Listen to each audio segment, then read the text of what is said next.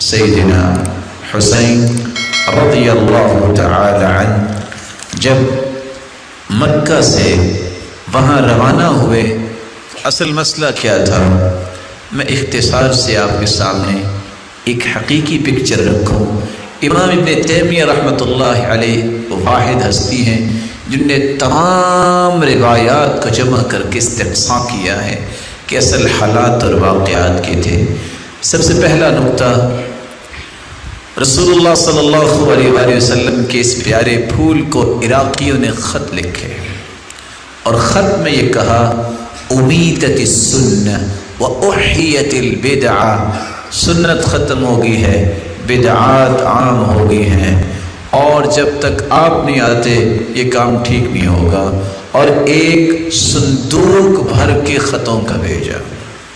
نتیجتاً سیدنا حسین رضی اللہ تعالی عنہ وہاں مکہ سے ہی حج کے بعد کوفہ کی طرف روانہ ہوئے۔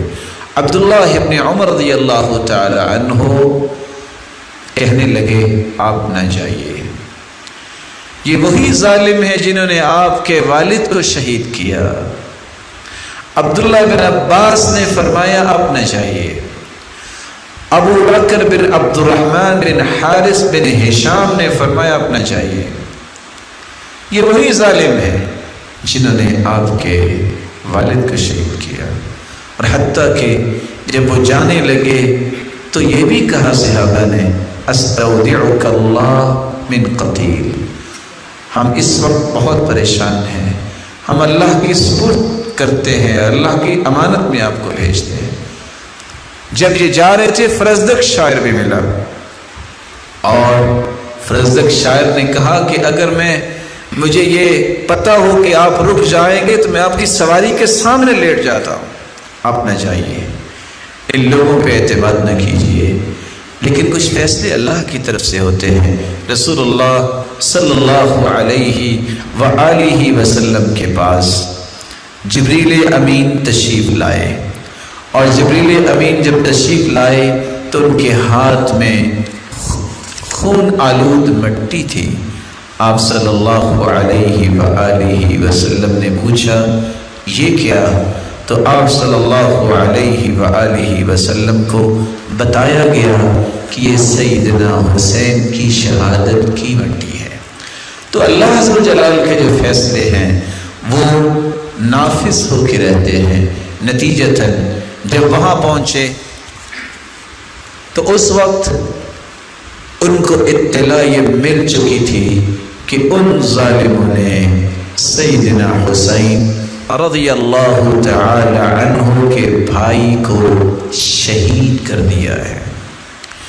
جب یہ بات ان تک پہنچی کہ مسلم بن عقیل رضی اللہ تعالی عنہ اور ہانی بن عروہ ان دونوں کو شہید کر دیا گیا ہے، اور یہ شہید کرنے والا وہ ظالم ہے جو کوفے کا اس وقت گورنر تھا، عبید اللہ بن زیاد۔ جب پتہ چلا تو آپ نے فیصلہ کیا کہ اب کیا کرنا ہے۔ عبید اللہ بن زیاد نے لشکر بھجوایا۔ جب اس کو یہ پتہ چلا کہ سیدنا حسین رضی اللہ تعالی عنہ یہ اپنا فیصلہ چینج کر بیٹھے ہیں کہ اب یہ کوفہ کی طرف نہیں آئیں گے، اب یہ کسی اور جگہ جائیں گے، جس کے نتیجے میں یہ ساری کی ساری شامت میری آئے گی۔ اور وہ سیدنا حسین رضی اللہ تعالی عنہ نے فیصلہ کیا تبدیل کیا تھا؟ 3 فیصلے تھے۔ پہلا فیصلہ، مجھے اپنے وطن واپس جانا ہے، یا او الذهاب الى الثغر، یا میں کسی جہاد کے لیے کسی سرحد پہ جاؤں گا، او اتیان یزید لمبایعته، یا میں یزید کے پاس جاؤں گا اور اس کی بیعت کرنے کے لیے۔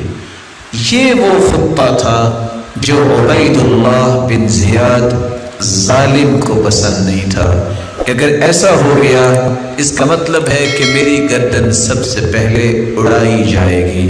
نتیجتاً اس نے وہاں سیدنا حسین رضی اللہ تعالی عنہ اور ان کے ساتھیوں کو شہید کیا۔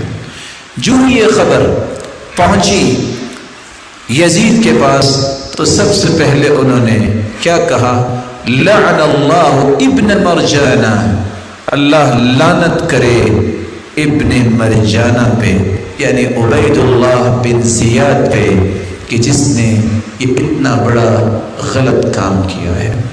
اور ان کے گھر سے رونے کی آوازیں شروع ہوئی، اور پھر سیدنا حسین رضی اللہ تعالی عنہ کے جو بھائی ہیں وہ بیان کرتے ہیں کہ انہوں نے ہمیں اپنے گھر میں جگہ دی اور انہوں نے ہمیں مدینے تک پہنچایا۔ جب مدینے میں آپ کا جسد خاکی تو وہاں ہی اس کی تدفین کی گئی، لیکن آپ کے سر مبارک کو مدینہ میں لایا گیا۔ سب لوگ اس وقت عمر بن سعید کے پاس جمع تھے۔ جب یہ خبر پہنچی قدم برأس الحسین رضی اللہ تعالی عنہ، تو اس وقت تمام گھروں کی عورتوں تک یہ بات پہنچی، تو سیدنا حسین رضی اللہ تعالی عنہ کی اس شہادت پر سب غمزدہ تھے۔ اور یہ ظالم شمر جو عبید اللہ بن زیاد کے اشارے پہ جس نے شہید کیا تھا، پھر اللہ جلال نے اس کو عبرت ناک سزا دی۔ جس طرح اس نے اس ہستی کو شہید کیا، اسی طرح ہی عبید اللہ بن زیاد کی حالت ہوئی، جس کا احادیث میں حال